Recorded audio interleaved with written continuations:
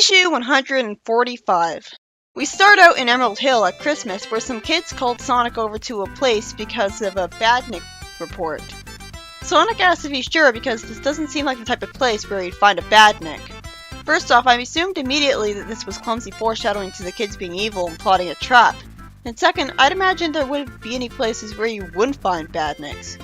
Sonic sees a goofy-looking, bulky robot, and I guess its appearance made him let his guard down because he doesn't attack right away. The person remote controlling the robot says that his badnik would fool anybody, and decides to make it move a little. Then the controls randomly short-circuit for no reason whatsoever, purely to cause the robot to start attacking Sonic rather than just standing there for some reason. Sonic says that he's never seen a robot like this before and wonders where it came from.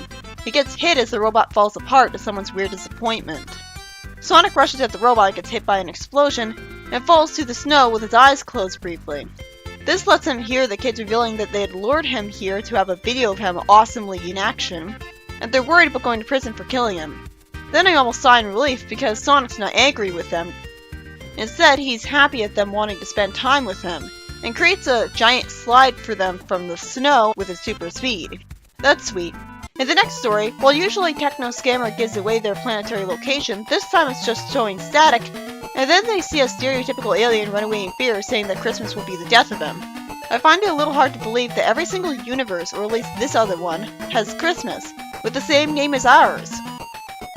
A giant abominable snowman goes to attack them, and the guy runs after a walking present. Then Techno says that her scanner isn't showing static, but a brain scan reading, and she couldn't tell the difference apparently. I don't think a brain scan reading would look like static. And the Ring of Eternity transported them inside of a guy's nightmare, pointlessly. Why? Why would they need to protect him from a dream? And this is just one insignificant guy. Techno worries that if the dream ends, they might disappear forever with it. Techno reassures the alien, who's having the nightmare because he lost his job weeks ago and can't afford to buy his family good presents. And he hadn't already bought the presents months before Christmas, like my parents for some reason. The alien's then reassured by Amy saying that all that his kids want is for him to be happy. Yeah, right. Bullshit. That's not what kids want. Amy and Techno get warped away as they wonder why the fuck they were sent to someone else's dream of all things. Wouldn't it be totally pointless? And the story ends with the alien getting an offer to start work in the new year, because happy ending. Yeah, the new year, but he still won't be able to buy presents, unless his family are content with late Christmas presents. And apparently the letter was from Santa. That was unnecessary. Amy and Techno are warped to Mobius for Christmas as a reward, but they'll have more missions from the Ring of Eternity later, some even more dangerous than ever before. And he's smiling while saying that. Is he trying to kill them? And the story ends with Sonic casually asking Amy what it's like touring different dimensions. Wait, how does he know that they were touring different dimensions when they never got a chance to come home and tell their friends what they were doing? At least I don't remember that. It's good to see the characters trying to talk to their friends about the solo adventures for once instead of hiding them and not being believed about them, presumably. In the next story, after some civilians sing the word Christmas in French, a villain randomly hates Christmas and everything that goes with it.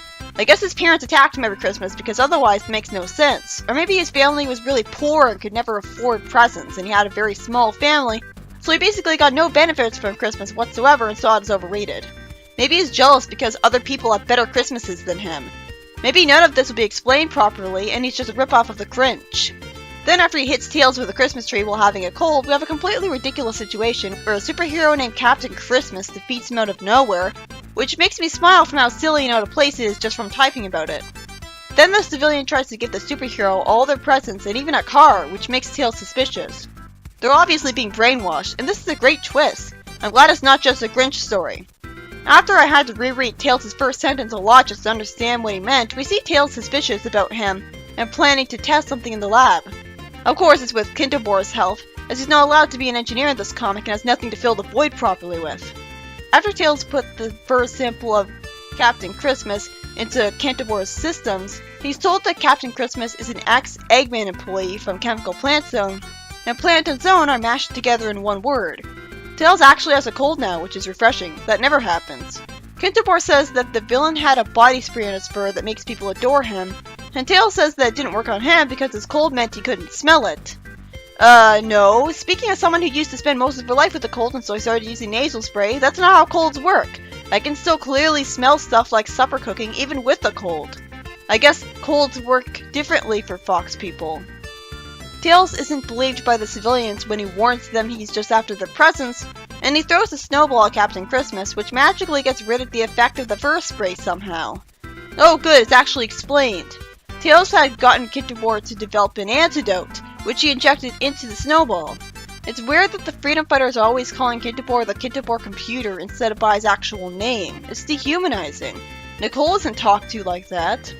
Tails then ends the story with making him Santa's little helper, and for some reason they decide to reprint the story where Sonic was a human. In fact, they did so twice, which is really weird since I'd assumed that'd get about as much negative attention as Sonic Live by Penders. Of all the stories to reprint, why this one? Well, this was a filler issue, but it was still fun. The first and last stories were by Nitro Kitchen. In the first one, some kid somehow had a remote control robot for Sonic to fight, and it somehow short-circuited, which somehow caused it to start fighting Sonic instead of not working anymore. All of this happened because the kids wanted to get a video of Sonic fighting the robot to see him in action. Unfortunately, it has a happy ending because, also somehow, Sonic's not mad at them, and just creates a giant slide for them out of the snow. The second story is by Lou Stringer and was totally worthless filler.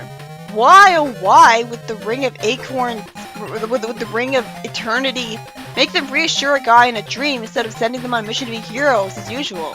And he got a job anyway, so who cares? He can still buy presents, just later. I liked seeing the surreal imagery of the nightmare and what it symbolized with the Christmas present running away, but it was pointless. And the final story was fortunately not a ripoff of The Grinch the whole time, but instead about a silly villain named Captain Christmas having a fur spray that makes people adore him and give him their Christmas presents. So Tails gets an antidote to it and puts it in a snowball to throw at him. It forces him to make things right by helping Santa, but since he had to force him to do it, he didn't really make up for anything.